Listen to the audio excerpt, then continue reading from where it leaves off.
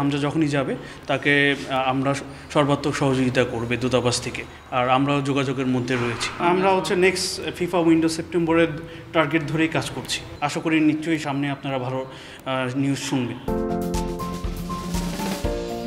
বেশ কিছুদিন ধরেই দেশের ফুটবলে আলোচনায় হামজা দেওয়ান চৌধুরী।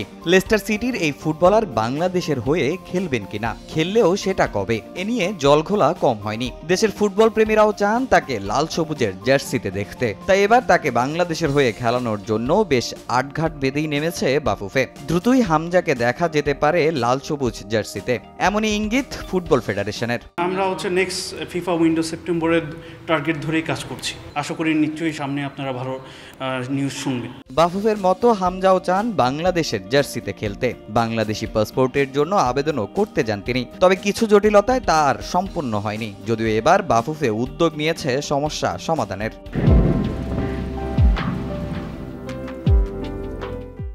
ইংল্যান্ডে অবস্থিত বাংলাদেশ দূতাবাসের রাষ্ট্রদূতের সাথে কথা বলেছে এবং রাষ্ট্রদূত নিজে হামজার ফ্যামিলির সাথে কথা বলেছে।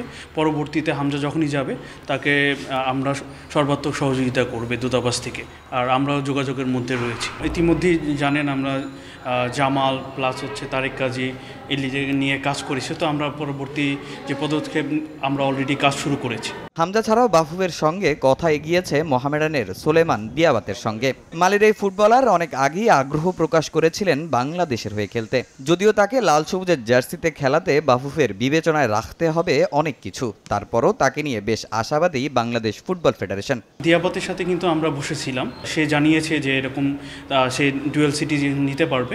তো পরবর্তীতে আমাদের এখন ইমিগ্রেশন স্বরাষ্ট্র মন্ত্রণালয়ের সাথে আমরা যোগাযোগ শুরু করছি, যাতে তার ইমিগ্রেশনে বাংলাদেশে অবস্থানকালের সময়টা আমরা জানতে পারি। এটা one of the criteria for ফিফার অ্যাপ্লিকেশনের জন্য। এবারের বাংলাদেশ প্রিমিয়ার লিগে দারুণ ছন্দে আছেন দিয়াবাতে। এখন পর্যন্ত লিগে 15 গোল করে সর্বোচ্চ গোলদাতার তালিকায় দ্বিতীয় স্থানে আছেন মালির এই ফুটবলার। তামিম হোসেন, সময় সংবাদ, ঢাকা।